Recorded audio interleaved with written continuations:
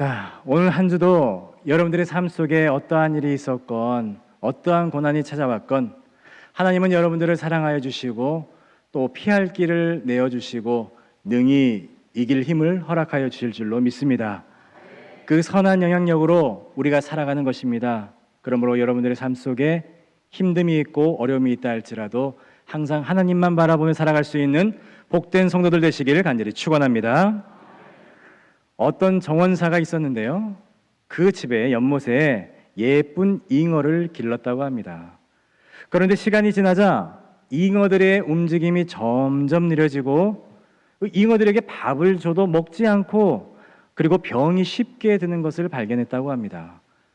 그 정원사가 그 이유를 오랫동안 관찰을 해보니까 물은 맑고 먹이는 충분한데 연못 속에 있는 물이 너무나도 고요했다라는 거죠.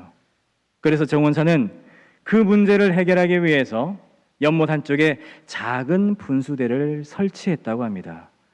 그 분수대에서 물줄기가 나오고 연못으로 물이 계속해서 유입하게 되자 이 잔잔했던 연못 안에는 물살이 생기게 되고 잉어들은 그 물살을 거슬러 다니면서 이제 다니기 시작했다고 합니다. 며칠이 지나자 잉어들이 다시 활기를 되찾게 되었고 먹이도 잘 먹고 예전보다 더욱더 비늘이 더 빛나게 되었다고 합니다. 이 고요하고 편안했던 물속에서는 잉어들이 게을러지고 나태해지고 약해졌지만 적당하게 물살이 생기게 되자 잉어들이 힘을 키우고 건강을 유지할 수 있게 되었다고 합니다. 사랑하는 성도 여러분, 우리가 살아가는 삶도 마찬가지입니다. 이 고난과 도전이라고 하는 물살이 우리에게 없으면 우리는 금세 나태해지고 우리의 영적인 근육이 약해질 수밖에 없습니다. 하지만 하나님께서 우리 인생 안에 허락하신 물살 속에서 우리는 더욱더 강해질 수가 있는 것이고 더 건강한 믿음을 유지할 수 있게 되는 것이죠. 연못의 잉어 이야기는요, 우리 인생에도 깊은 교훈을 줍니다. 편안함만 찾다 보면 우리는 쉽게 무뎌질 수밖에 없고 긴장이 풀리면 그나마 남아있던 생명력까지도 우리는 잃어버릴 수밖에 없다라는 것입니다.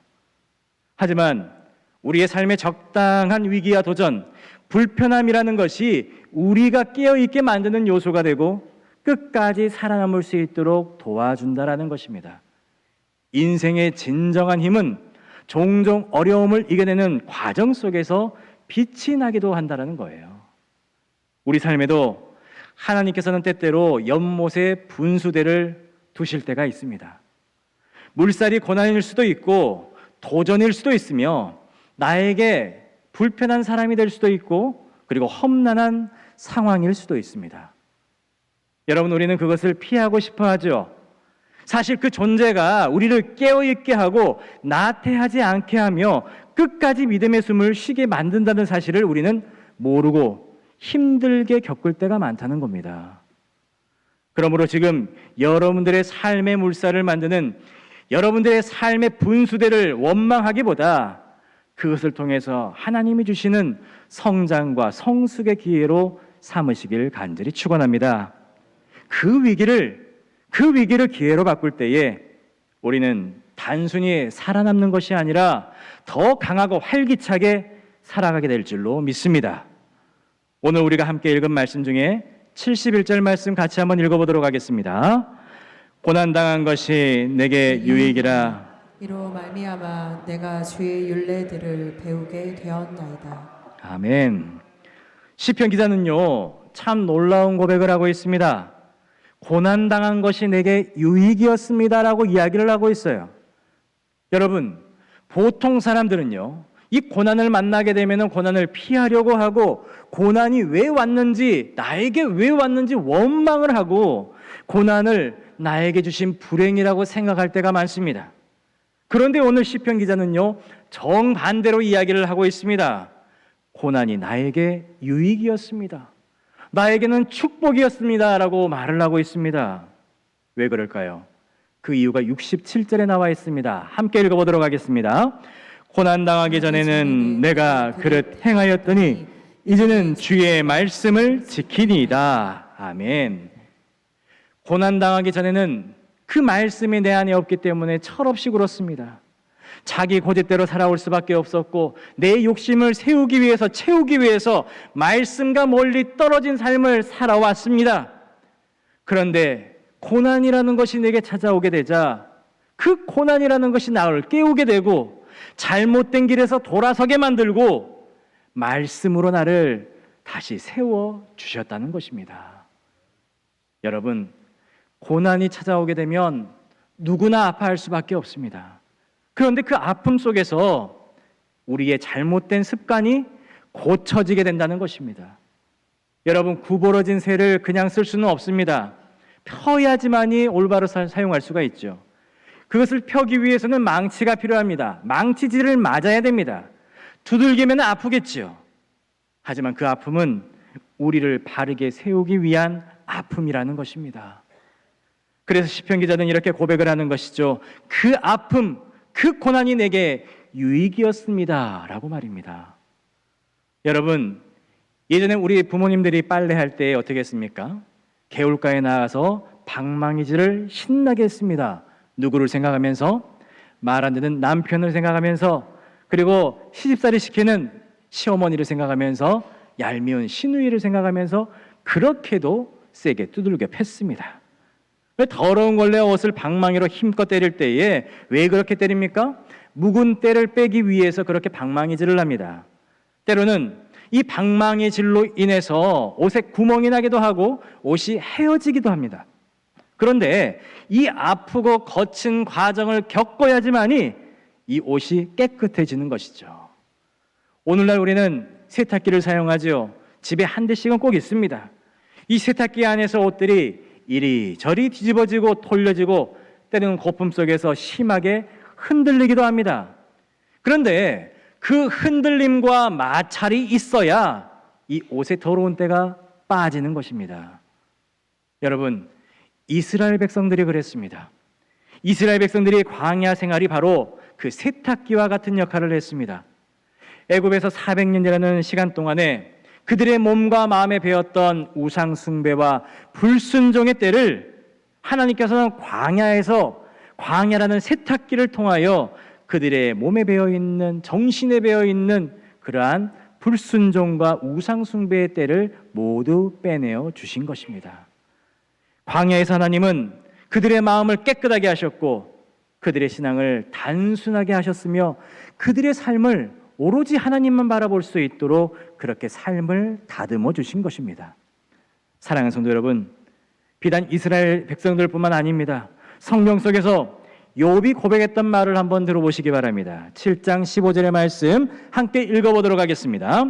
이러므로 내 마음이 뼈를 깎는 고통을 겪느니 차라리 숨이 막히는 것과 죽는 것을 택하리이다. 아멘. 여러분, 욥이 당한 고통, 이 고백이요 그냥 비유적으로 이야기한 것이 아니라는 거예요. 욥은 실제로 뼛속까지 스며드는 그 아픔, 고통을 느끼면서 인생의 가장 깊은 절망을 통과하고 있을 때 이 고백을 했다는 겁니다. 주님, 이 고통을 겪느니 차라리 내가 죽고 말겠습니다. 나를 죽여주시옵소서.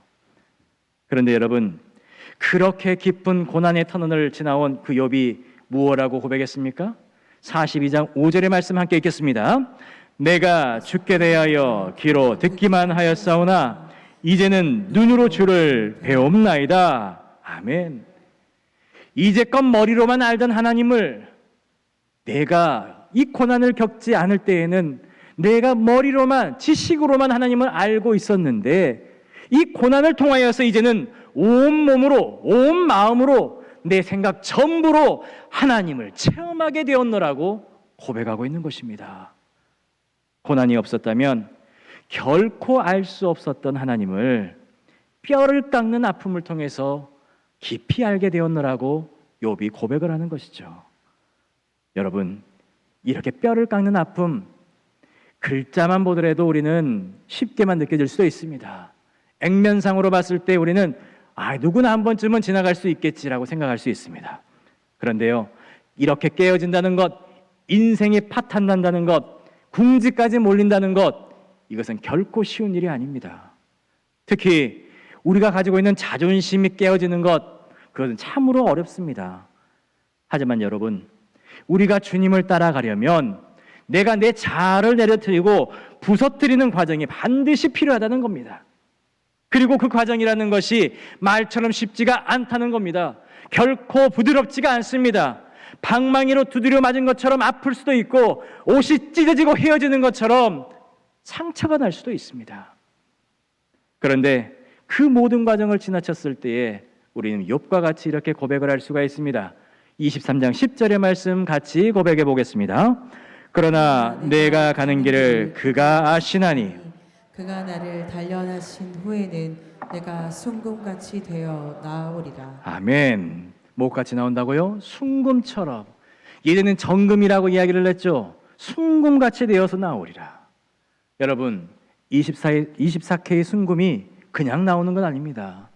지금 금값이 얼마라고요? 60 몇만 원 한다고 그랬죠. 그런데 그 귀한 순금이 그냥 만들어지는 것이 아니라 계속해서 용광로 속으로 들어갑니다. 그리고 뜨거운 불 속에서 녹고 또 녹아져야 됩니다. 불순물이 완전히 제거될 때까지 반복적으로 뜨거운 불을 들어갔다가 나왔다 견뎌내야 하는 것입니다. 그렇다면 여러분, 오늘 우리가 당하는 이 아픔이라는 것이 하나님의 용광로라고 하면 여러분들은 어떻게 하시겠습니까? 여러분들이 지금 고난을 겪고 있다라고 하면은 그것이 하나님께서 나에게 준비해 주신 고난이라고 한다면 여러분, 그 고난을 어떻게 생각하시겠습니까?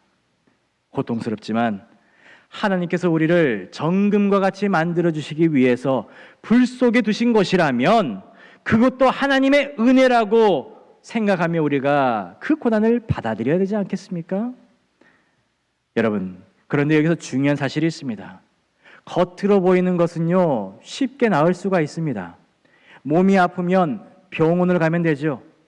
그런데 보이지 않는 영혼이 아프게 되면 그 영혼의 문제는 아무리 좋은 병원, 비싼 병원에 가도 고치지를 못합니다. 그래서 이것은 영적인 수술이 필요한 것이죠. 그렇다면 우리의 영혼이 어디에 가야 고침을 받을 수가 있을까요?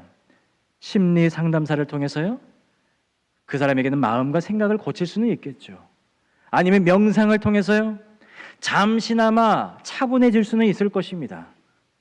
여러분, 우리의 영혼이 고침을 받으려면 우리의 영혼을 지으신 하나님을 만나러 가야 되는 것입니다. 하나님께 고침받기 위해서 우리가 어디로 가야 됩니까? 바로 하나님의 집 성소로 들어가야 되는 것입니다. 예수의 이름 앞에 나와서 회개하고 자복하며 내 마음의 병을 드러내고 고백하는 것이 바로 영혼 치유의 시작이 되는 것입니다. 사랑하는 성도 여러분, 하나님께서 오늘 우리를 깨트리시고 용광로 속에 집어넣으시고 뼈를 깎는 듯한 아픔을 허락하신다 할지라도 그 목적은 단 하나밖에 없습니다. 우리를 정금같이 만들고 우리를 온전히 주님의 사람으로 세우시기 위함인 줄 믿으시기 바랍니다.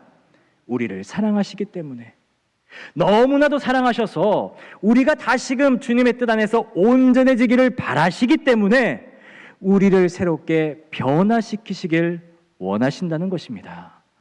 그래서 우리에게 회개해라, 자복해라, 돌아와라 라고 말씀하시는 것이죠. 여러분, 회개해라, 자복해라, 이 소리는요, 세상 어디에서도 들을 수 있는 말이 아닙니다. 오직 주님의 성소에서만 들을 수 있는 말입니다. 우리를 사랑하시는 하나님의 부르심이 들을 수 있는 곳이 바로 하나님의 전이라는 거예요. 교회만 이렇게 말을 할 수가 있습니다. 예수 이름으로, 예수의 피로 용서받고 돌아오라고 말할 수 있는 곳, 교회밖에 없습니다. 때로는 힘들고 아파도 그냥 우리가 납작하게 엎드려야 할 때가 있습니다. 하나님 앞에서는요, 어떠한 변명도 어떠한 핑계도 통하지가 않습니다. 온전히 우리가 무릎으로 꿇고 나아가야 되는 것입니다.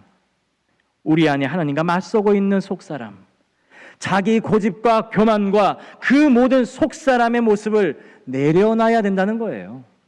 그렇게 깨어져야 비로소 하나님의 손길이 우리 안에 역사하시는 줄 믿으시기 바랍니다. 그렇게 될 때에 하나님은 우리를 다시금 만들어 주시는 것입니다. 이것이 바로 성경이 말하는 거듭남이라는 것이고, 우리의 영이 다시 살아가는 힘이 되는 것입니다. 죽어있던 영혼이 다시 살아나는 부활의 은혜라고 말할 수가 있는 것이죠. 그래서 시편 119편 73절은 이렇게 고백을 하고 있습니다. 함께 읽습니다.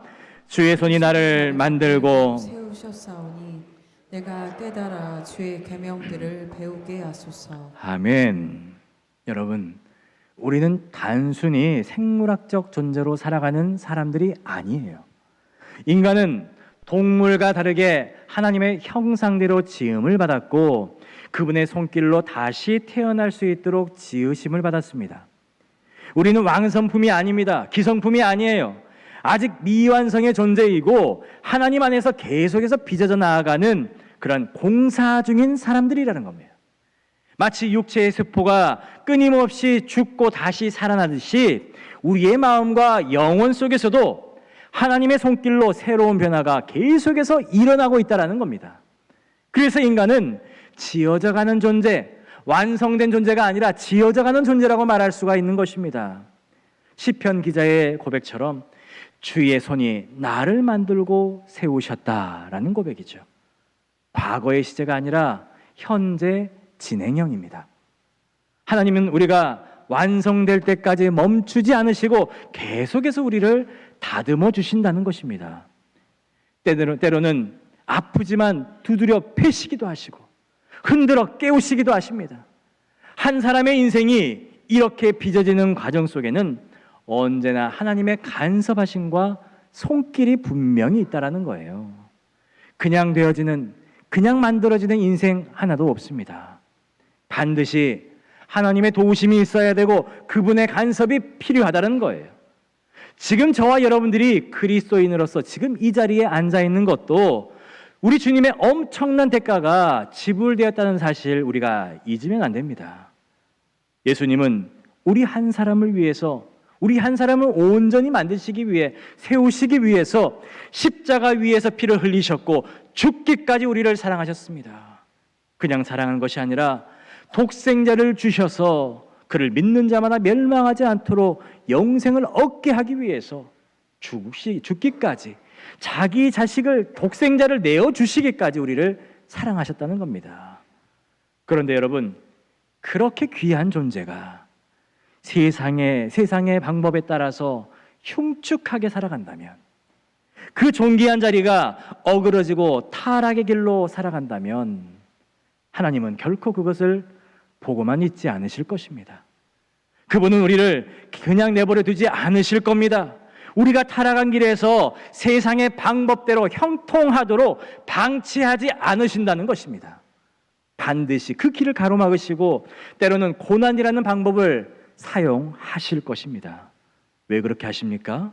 그 목적은 단 하나입니다. 다시 우리를 귀한 존재로 살게 하시기 위함이라는 것입니다. 67절에서 시편 기자도 이렇게 고백을 하지요.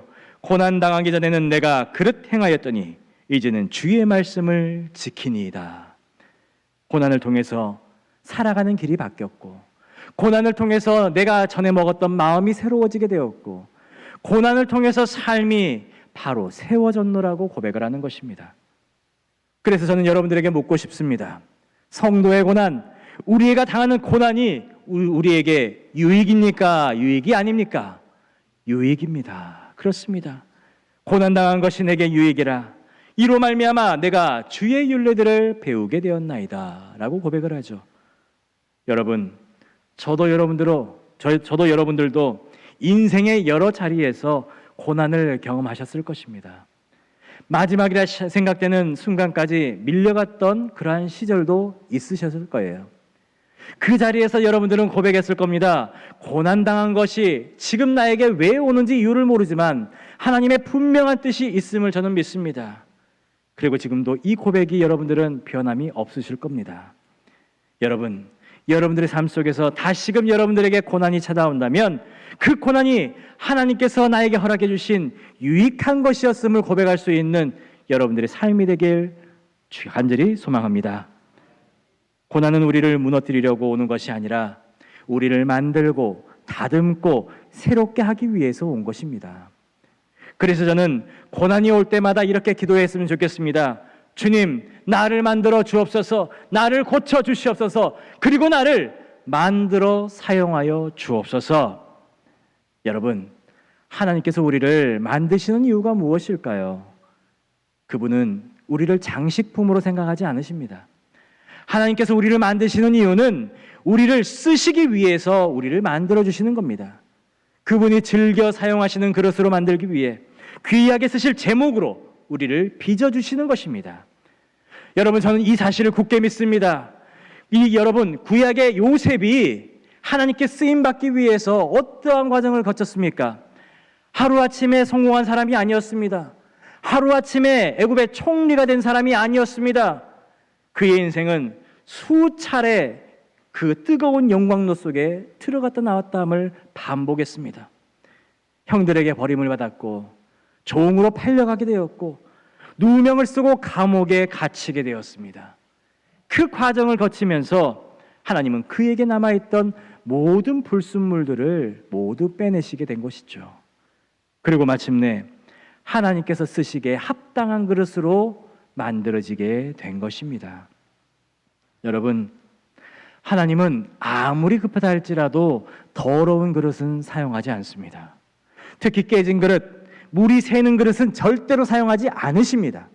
반드시 새 그릇으로, 온전한 그릇으로 다시 빚어 만드시고 난 다음에 하나님은 사용하십니다.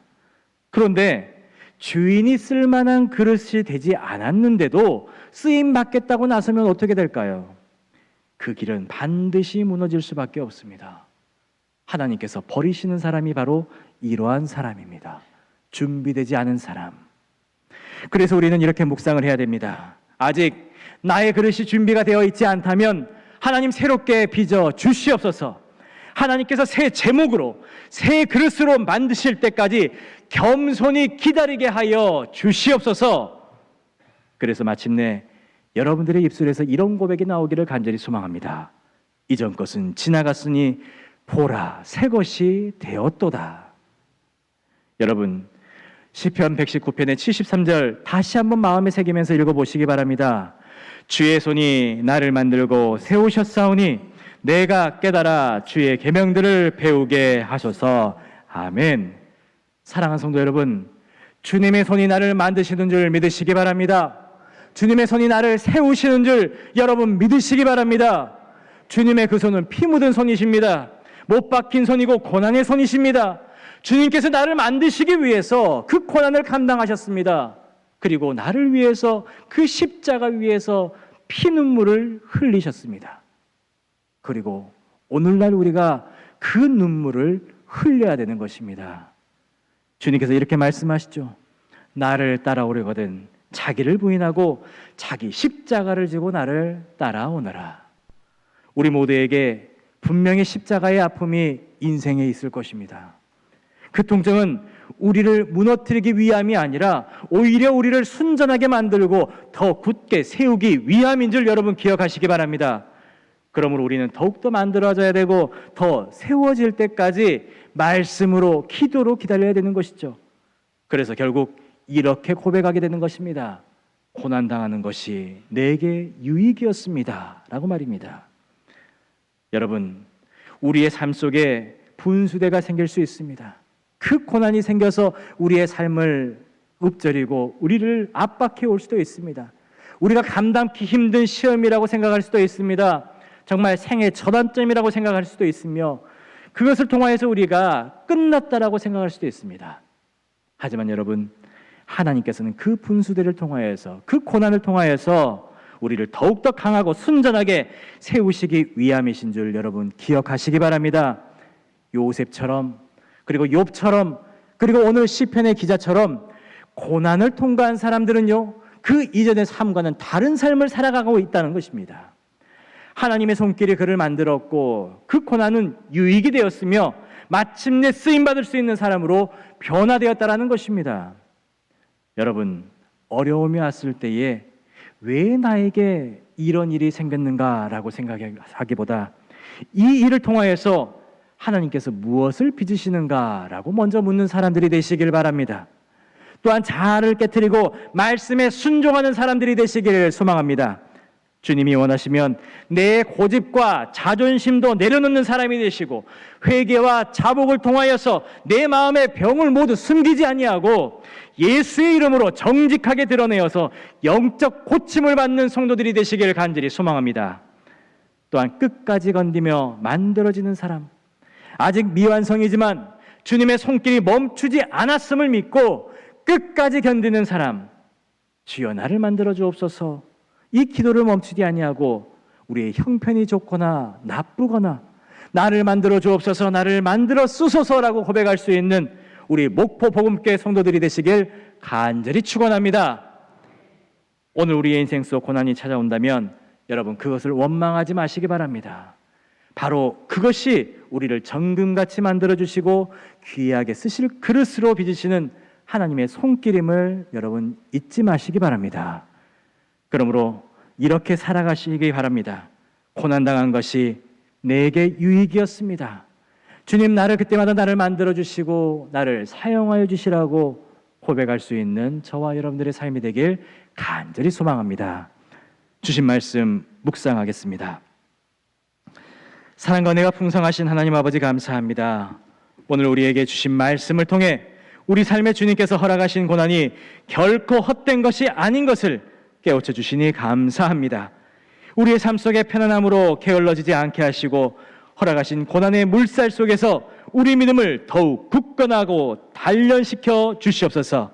우리 속사람의 고집과 교만을 깨트려 주시고 회개하고 주님께 돌아와 예수 그리스도의 보혈로 마음의 병과 상처가 치유되는 예배가 되게 하여 주시옵소서. 우리 복음교회가 고난을 두려워하지 아니하고 그 속에서 하나님을 더욱더 깊이 알아가는 사랑의 공동체가 되게 하여 주시옵소서. 감사드리옵고 예수님의 이름으로 기도하옵나이다. 아멘.